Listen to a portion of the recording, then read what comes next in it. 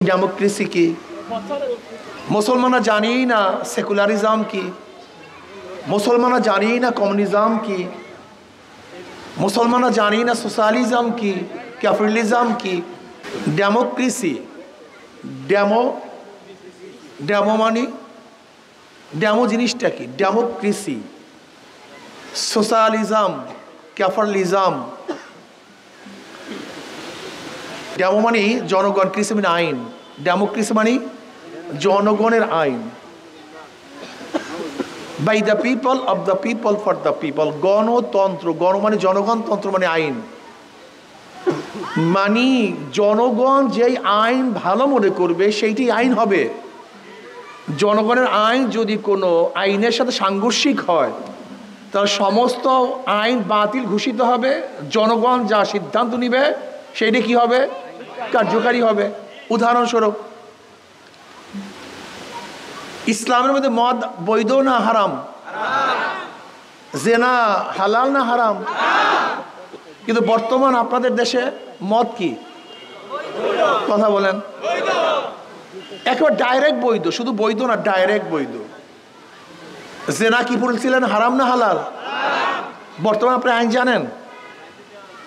বর্তমান আইন হলো একটা যুবক যুবতী উভয় সম্মতিতে কোনো অবৈধ কাজে লিপ্ত হলে তাহলে বাংলাদেশের আইন তার বিচার করার কোনো অধিকার কারণ নেই।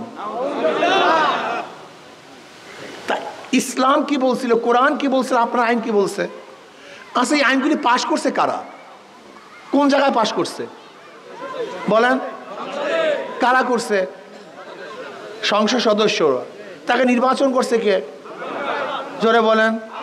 তাহলে আপনারা যদি তাদেরকে নির্বাচন না করতেন তাহলে এই আইন পাশ করতে পারতো? আচ্ছা বলেন তো, যারা জেনার পক্ষে হাত তুলছে যে জেনা বৈধ, তাহলে আপনারা যদি ভোট না দিতেন তাহলে এই বৈধ ঘোষণা কিভাবে করতো আমাকে বলেন তো? তাই দোষ কাদের? আমি কথাটা বুঝাতে পারিনি। বলেন দোষ কাদের? এই শোনেন, ইসলাম বলছে হারাম, বর্তমান আইন। আচ্ছা বলেন তো, এই বৈধ ঘোষণা কে করছে? সংসদ। সংসদের সদস্য বানাইছে কে? তাহলে দোষটা কার? এখন বলেন তো, বাংলাদেশের সংসদে যত মদের আইন পাশ হওয়ার কারণে যত মানুষ মদ পান করছে, গুনাহ কে নিবে? কথাটা বুঝাতে পারি। আপনাদের সিল দিছেন, আপনাদের দল করছেন, আপনি ভাবছেন অমুক ভাই দল করছে, অমুক ভাই দাঁড়াইছে, 100 টাকা দিছে, 500 টাকা দিছে, ভোট দেই না। কিন্তু আপনার ভোট দিয়ে যে কি করছে আপনারা নিজেই তো জানেন না। এখন বলেন তো, আমি একজন মুসলমান হিসাবে যারা মদের আইন পাশ করছে, জেনার আইন পাশ করছে, সুদের আইন পাশ করছে, ধর্ষণের আইন পাশ করছে, তাদের পক্ষে কি আমি ভোট দিতে পারি? পারে কে? বলেন তো। হ্যাঁ বলেন তো, কে পারে? যারা আল্লাহকে মানে না, যারা কোরআনকে বিশ্বাস করে না, যারা আখিরাতকে বিশ্বাস করে, তারাই পারে। যারা আখিরাতকে বিশ্বাস করে তারা কোনো অবস্থাতেই যারা জেনার আইন পাশ করে, সুদের আইন পাশ করে, ঘুষের আইন পাশ করে, মদের আইন পাশ করে তাদেরকে সাপোর্ট করতে পারে না।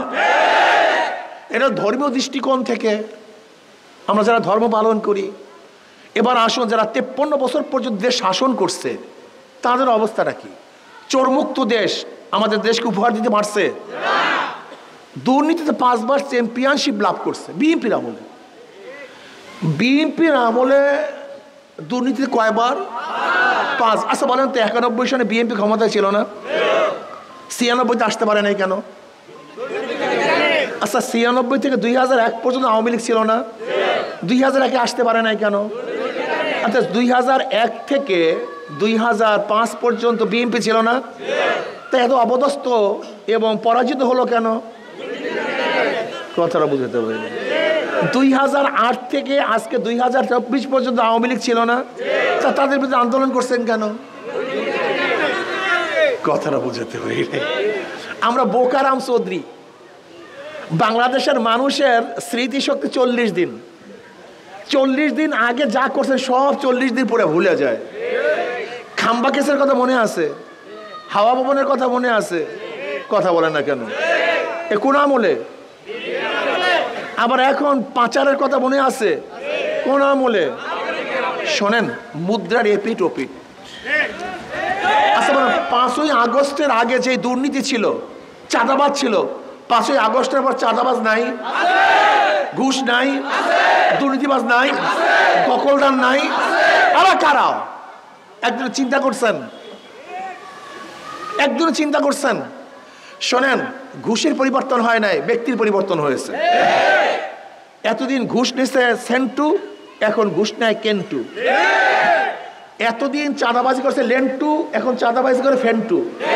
দেখেন, চেহারার পরিবর্তন হয়েছে কিন্তু চাঁদাবাজির হাতের পরিবর্তন হয়েছে, কিন্তু গুন্ডামির আর কত চান? কত চাঁদাবাজদেরকে ভোট দিবেন? আবার কতবার আন্দোলন করবেন? কতবার সংগ্রাম করবেন?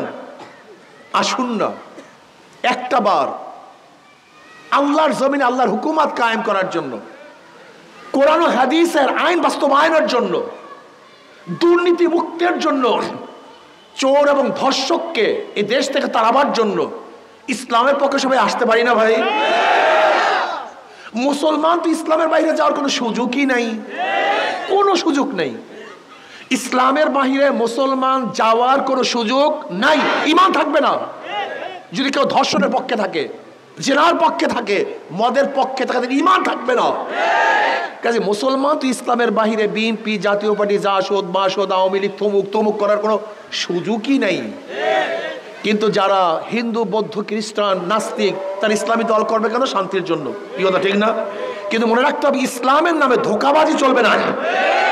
ইসলামের নামে যারা পোশাককে স্বাধীনতা দিয়ে দেয়, যারা নামাজকে ধ্বংস করে দেয়, ইসলাম অনুযায়ী চলতে চায় না, ওই ধোঁকাবাজি ইসলাম দিয়ে আবার ইসলাম হবে না। কথা ঠিক না?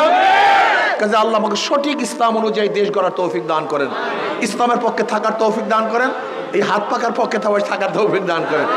আল্লাহুম্মা রাব্বানা।